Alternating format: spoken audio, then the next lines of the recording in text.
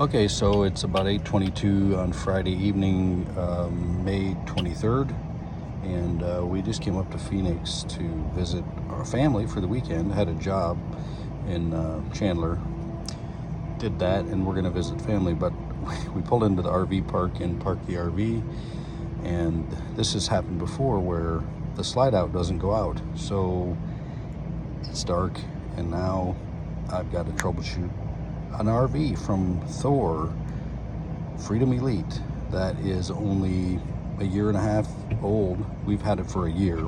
It's 2 years old, and just out of warranty, of course. This happened while it was in warranty, and they couldn't find anything wrong with it. And here we are again. So let's see what we got. So this is the cupboard in the back here, back of the RV. And you go in here and you look at this controller right here for the slide out.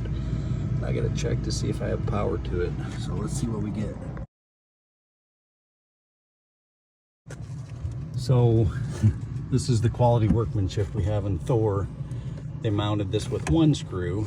I've got the two wires here. One's 12 volts positive, the other is negative ground. I am measuring 13 volts from here, from the chassis batteries, so that's good.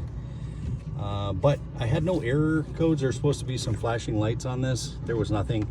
There's a procedure to kind of reset it here, which I did, and that it didn't do anything.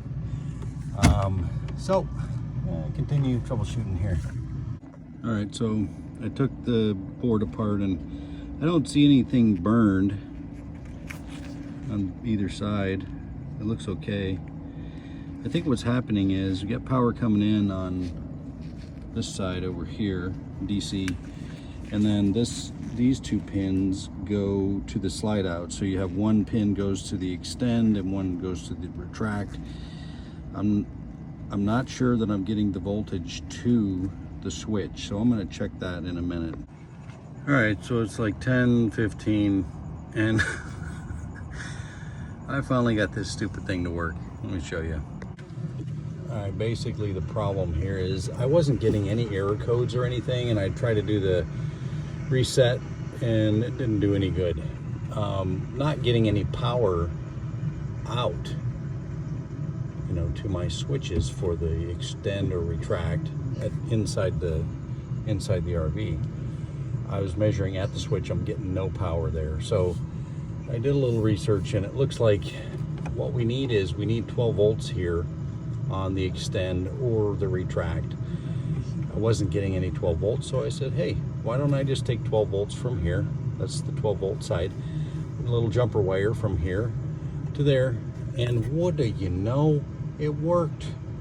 So that means at the main switch inside, there's 3 wires. There's a green and a red, so for the extend and the retract, and there's an orange with a black stripe, which is power. That comes from somewhere. Don't know where it comes from, but basically it has to, let me switch this around. It has to determine that the RV is in park, the engine is running, and the emergency brake is on. And if all of those conditions exist, it will send power to the black wire or orange wire with the black stripe. Theoretically, it's not doing it. There's something wrong with those switches. I don't know what. I'll figure it out later, but for now, I got this thing to retract. There we go. So it's out. Now we can go to sleep. Yay. Well, can't go to bed quite yet. Gotta take the puppy for a walk. How's it going, Cal? You gotta go for a walk. Gotta go potty. All right. Good morning. This is another wonderful top quality product of Thor Motor Coach. I opened the cabinet this morning and the door just came right off in my hand. Don't buy Thor. Don't buy RV. Not a new one anyway. So I went to check this other door too because I'm thinking it might be loose, and sure enough the hinge is loose here. See that? But when I opened it up, look in here. There's a screw that mounts this cabinet to this next wall. And there's another one here. And another one up here. And not any of them are screwed in. They're actually backed out. They had done work on this where they had to replace this wall. And they probably had to take this down. And they obviously didn't put things back together properly. Yeah, and when we got our RV back from Camping World, in this cabinet where we have our plates and things, this was one of our plates. They obviously did something and destroyed it. Everything was a mess. Good grief. Yeah, this is what a plate did look like before it got destroyed. So it was crazy. Yeah, I wouldn't. Camping World is a joke. At least the one in Tucson, they're a joke. We've taken our RV in there.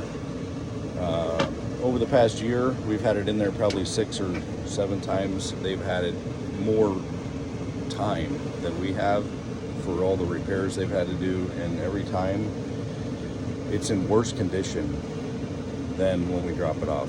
They leave dirt on the floors, they leave glue on the walls, they leave handprints all over. It's a mess.